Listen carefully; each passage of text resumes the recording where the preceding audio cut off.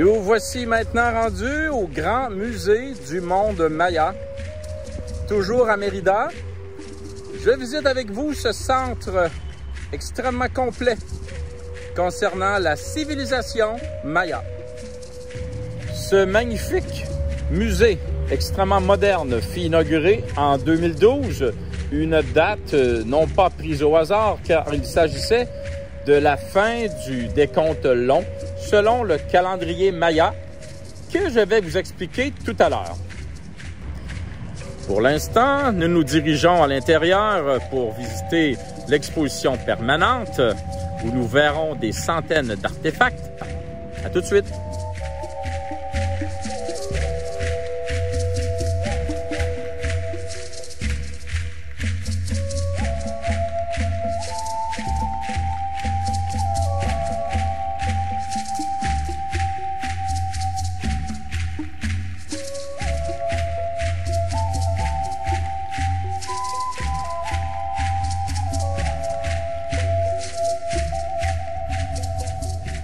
Les femmes créaient traditionnellement les textiles dans la société Maya. Les textiles constituent une forme importante d'art antique et de croyances religieuses Maya. Ils sont considérés comme un bien de prestige permettant de distinguer l'élite des autres classes sociales.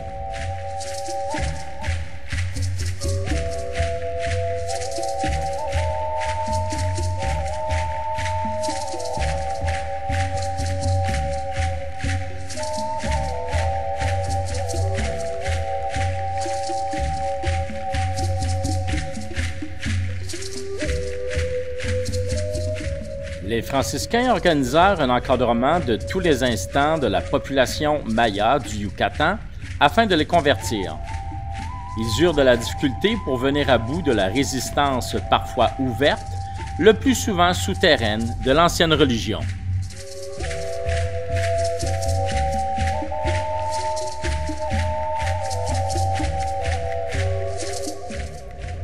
Bien que la majorité des gens du peuple décédé ait été placés dans le sol sans préparation spéciale, certains étaient placés dans des tombes.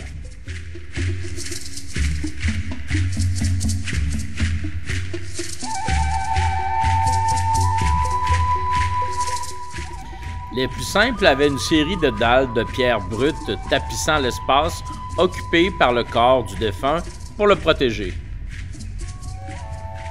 Des tombes plus élaborées ressemblent à une boîte avec un couvercle composé de morceaux de pierre bien taillés.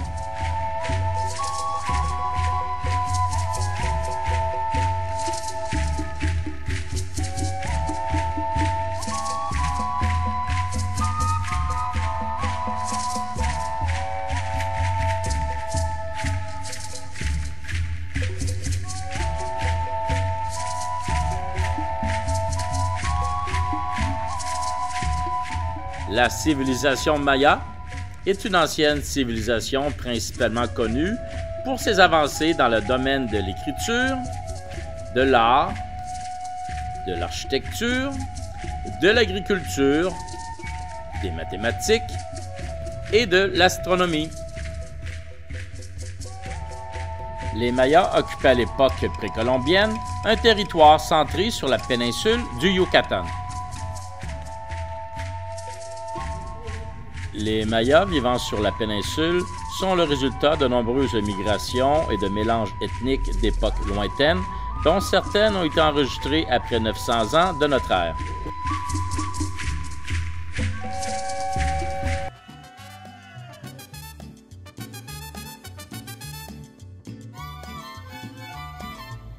C'est Thomas Adams, un scientifique et inventeur américain, qui, en mélangeant du chicle latex issu du zapolitier avec de la résine et du sirop, fabrique puis commercialise en 1872 les premiers chewing-gums. À l'origine, ce sont les Mayas qui, à partir de cet arbre, fabriquaient une résine antiseptique et rafraîchissante qu'ils appelaient chicle. Adams l'a donc amélioré et commercialisé aux États-Unis. Vous remarquerez que le nom Adams est encore présent sur l'emballage des gommes de marque Chiclets.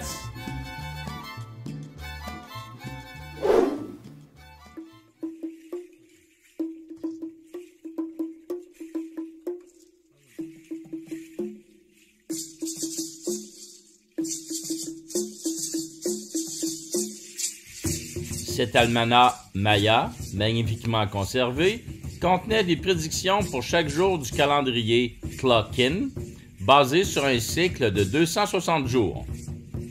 Il a été écrit pour déterminer les jours propices à des activités telles que la chasse, l'apiculture, le tissage ou l'agriculture, et les rituels pour attirer la pluie ou les cérémonies de début et de fin de l'année. L'almanach est un livre illustré qui a fourni des informations par le texte et l'image. Il a suggéré des moyens de percevoir la réalité. Il nous permet d'entrer dans un monde religieux, de dieux, de personnages, de tâches, d'attributions, de cadres et de relations. Certaines cérémonies étaient si importantes pour les Mayas qu'ils les ont enregistrées sur des monuments citant la date et le nom de la personne qui l'a exécuté. Ce panneau, récupéré à Chichén Itzá, fait référence à un rituel organisé en présence de plusieurs individus et divinités sous les auspices d'un noble appelé Ka'aku. Pour faire face à l'incertitude de l'avenir, ils ont formé leur attention sur les événements historiques connus.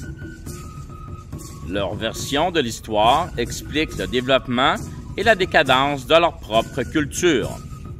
Par conséquent, chaque Katun, une période de 7200 jours, a été distinguée par un groupe de prédictions, certaines fatalistes, et leur répétition impliquait la fin d'un cycle lié à la création de l'humanité et à la répétition du passé qui en résulte.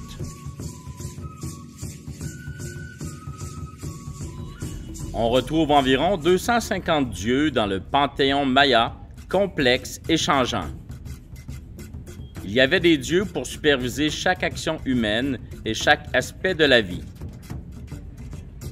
Que ce soit pour la naissance, les voyages, les femmes enceintes, la santé ou la nature. Certains dieux étaient créateurs et d'autres destructeurs. Tous étaient également changeants et ils pouvaient être d'un seul sexe ou les deux à la fois, jeunes, vieux, bons, mais parfois mauvais selon les époques et les circonstances. Voici les 8 principaux dieux mayas. Itzamna, dieu du ciel, de la nuit et du jour, dieu créateur, l'un des dieux impliqués dans la création des êtres humains. Il a enseigné aux humains les métiers d'écriture et de médecine. Yom-Kax, le dieu de la nature, des plantes et des animaux sauvages, le dieu des bois.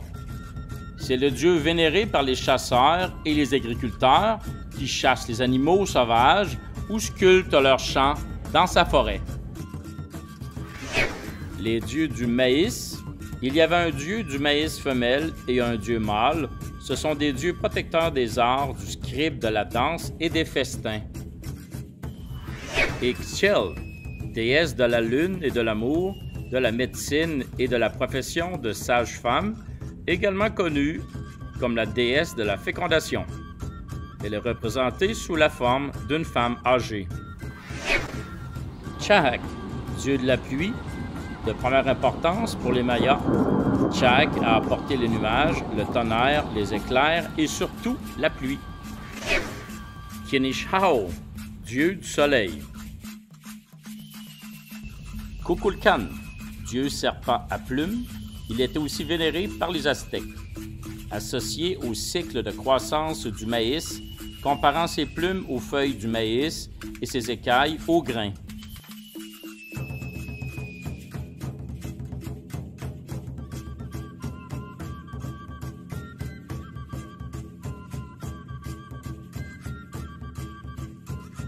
des sacrifices humains étaient offerts à Kukulkan.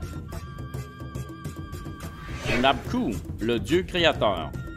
Son nom se traduit par le dieu unique.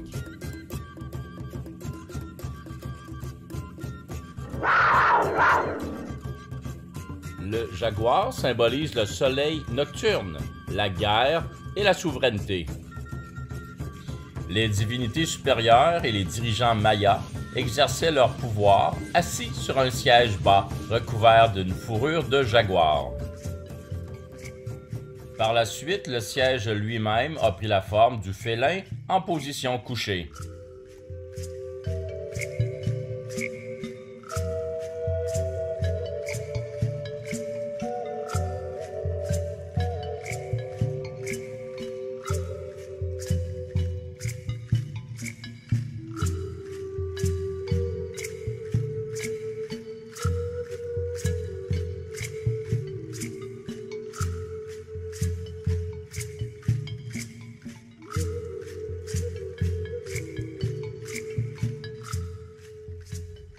Le terme Chakmoul a été inventé par un explorateur français en 1875 et signifie « grand jaguar rouge ».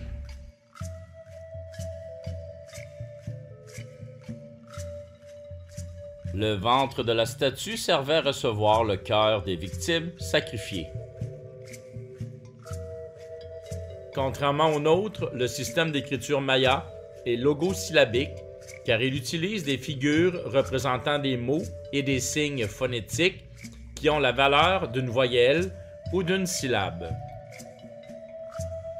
Ils ont été écrits en langue cholan, la langue de la royauté de la période classique, et inscrits dans des cartouches régulières, aujourd'hui appelées blocs glyphiques, qui sont regroupés en paires de colonnes et lus de gauche à droite et de haut en bas. L'écriture était réservée à la classe sociale appelée les scribes, faisant partie de la haute société. Seules deux autres classes dirigeantes y avaient accès, les prêtres et les chefs.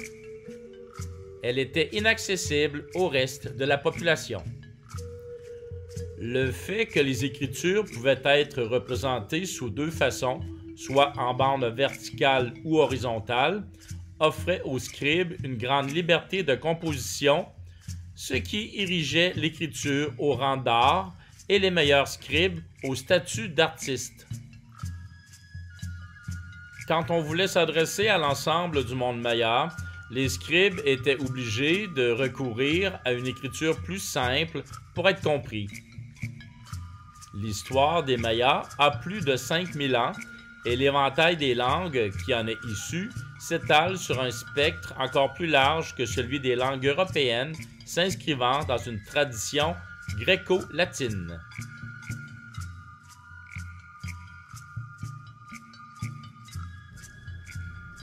Les breuvages au chocolat étaient très populaires parmi les Mayas et ils l'appelaient chocolotl, découvert par ce peuple en l'an 600 de notre ère. Ils le considéraient comme une boisson rituelle consommée lors de grandes occasions ou pour honorer les dieux. Ils le consommaient froid ou chaud et ils y ajoutaient parfois de la vanille, du chili, du poivre ou de l'anis. Ils utilisaient des récipients spéciaux pour les servir. L'inscription qui l'entoure complètement indique sa fonction, le nom et le lieu de résidence du propriétaire.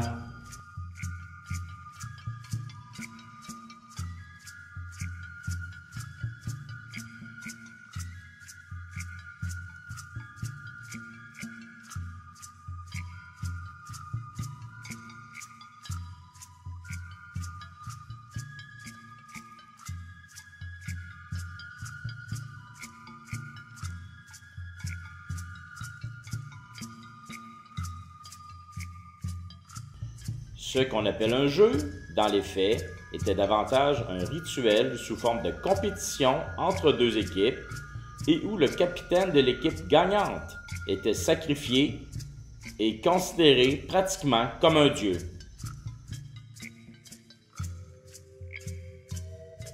Je vous en reparle en détail dans le prochain reportage lors de la visite du site historique de Chichén Itzá.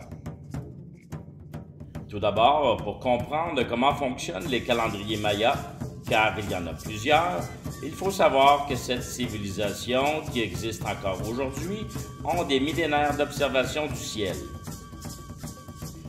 Que ce soit leur culture agricole, leur offrande, et bien plus encore, tout est régi par la connaissance du ciel. Grâce à leur connaissance en astronomie et en mathématiques, les anciens Mayas ont développé l'un des systèmes de calendrier les plus précis de l'histoire de l'humanité. Les calendriers mayas les plus connus sont le HAB.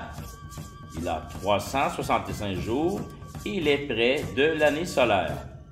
Il est composé de 18 mois, de 20 jours et d'un mois, de 5 jours.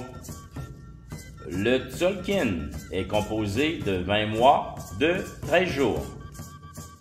En plus, les Mayas ont également mis au point le calendrier à compte long, afin de dater chronologiquement les événements mythologiques et historiques.